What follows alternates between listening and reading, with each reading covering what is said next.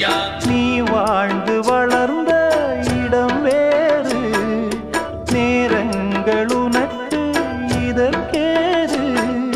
நீ இன்று நடக்கும் தடம் வேறு, நான் அன்றி உனக்கு துணையாறு. நீ தடுத்தாலும் கால் கடுத்தாலும் நாள் முழுக்க நான் வருவேன் மானே.